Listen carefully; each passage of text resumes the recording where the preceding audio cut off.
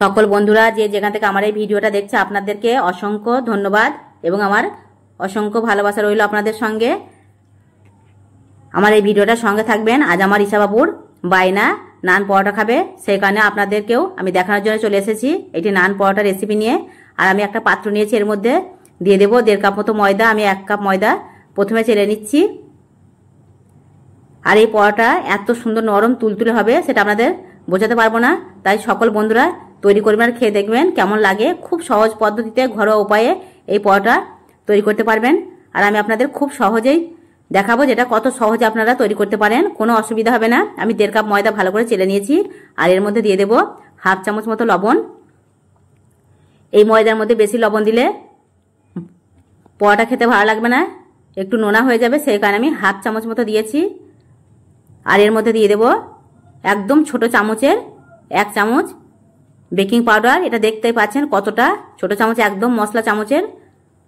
আমি কিন্তু কোনো রকম ইস্ট ব্যবহার করব না। আর এর মধ্যে দিয়ে দিচ্ছি সাদা তেল 3 চামচ। এটাকে হাতের সাহায্যে ভালো করে মেখে নেব। আর মাখা হয়ে গেলে এর মধ্যে আমি জল দিয়ে ধীরে ধীরে একটা ডো তৈরি করে নেব। এই দেখুন এটা তৈরি হয়ে গেছে। আর এর মধ্যে এবার আমি জল দেব, আর জলটা খুব ধীরে ধীরে দেবো। আর এটা মাখতে থাকবো, কারণ এর মধ্যে বেশি জল দিলে নরম হয়ে যেতে পারে, সেই কারণে আপনারাও খুব সাবধানে এটা মাখবেন। জলটা দেওয়ার সময় খুবই অল্প অল্প করে দিয়ে ডো তৈরি করে নেবেন। আর এই দেখুন এই ডোটা একদম তৈরি হয়ে গেছে। আর এর মধ্যে আমি দিয়ে দেবো হাতের সাহায্যে অল্প পরিমাণে তেল।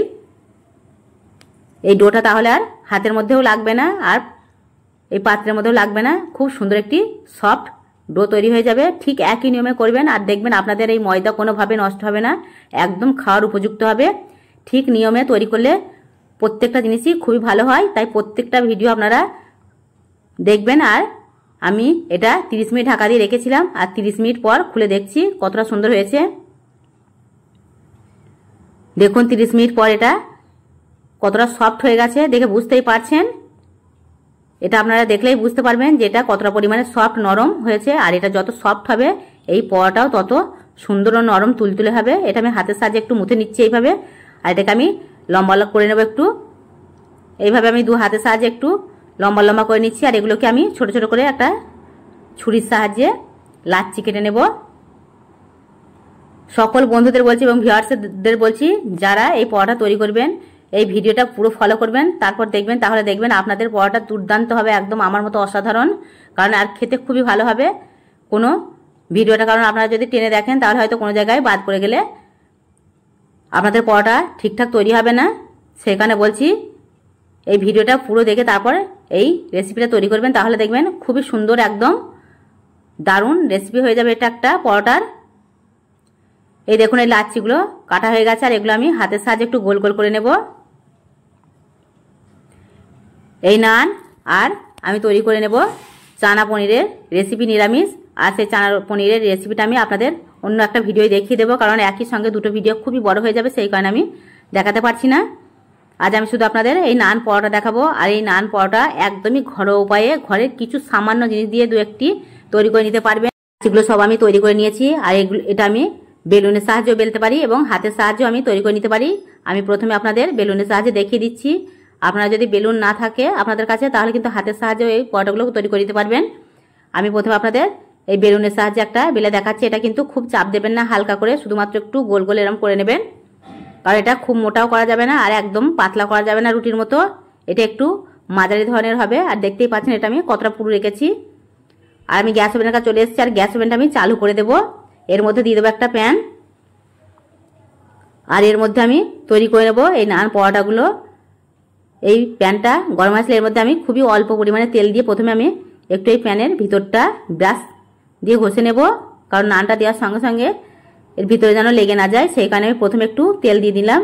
আপনারা তেল, বাটার, ঘি যে কোনো জিনিস ব্যবহার করতে পারেন। আমি তেলটা ব্যবহার করেছি, একদম ঘরোয়া উপায় আপনাদের সহজ পদ্ধতিতে আমি দেখাতে চাইছি। এটা সকলে যেন তৈরি করে খেতে পারেন। আপনাদের ঘরে থাকা সামান্য কয়েকটা উপকরণ দিয়ে আমি এটা উল্টে দিচ্ছি ভালো করে।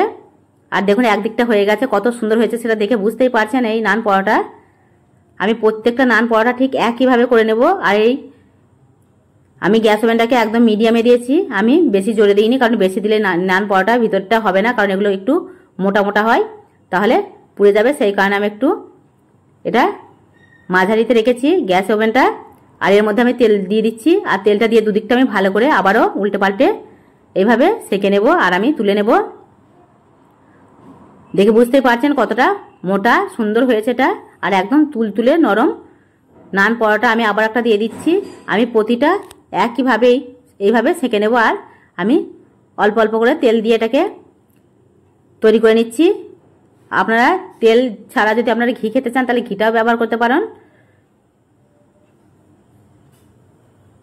আমি সবগুলো এইভাবে তৈরি করে নেব। আর আমি একটা হাতের সাহায্যে আপনাদের দেখাচ্ছি, কারণ হাতের সাহায্যে এটা খুবই সহজভাবে তৈরি করা যায়, কারণ এটা খুব নরম তুলতুলে একদম।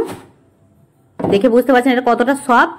এটা আমি হাতের সাহায্যেই এটা তৈরি করে ফেললাম, দেখতেই পাচ্ছেন। আপনারা এইভাবে হাতের সাহায্যে তৈরি করে নিতে পারেন। আর এটাকে আবার আমি ভালো করে তৈরি করে নেব। প্যানের মধ্যে দিয়ে একটু সেঁকে নেব ভালো করে। পরে তরকারি আমার রিসা বাবু আমার অপেক্ষা করছে কখন হবে আর কখন খাবে। এইভাবে আমি সবগুলো তৈরি করে নিচ্ছি। আর ও আর ওর মামা বসে পড়েছে খাওয়ার জন্য। এই দেখুন পনির আর চানা দিয়ে রেসিপি, একদম নিরামিষ। এটা আপনাদের অন্য ভিডিও আমি দেখিয়ে দেব।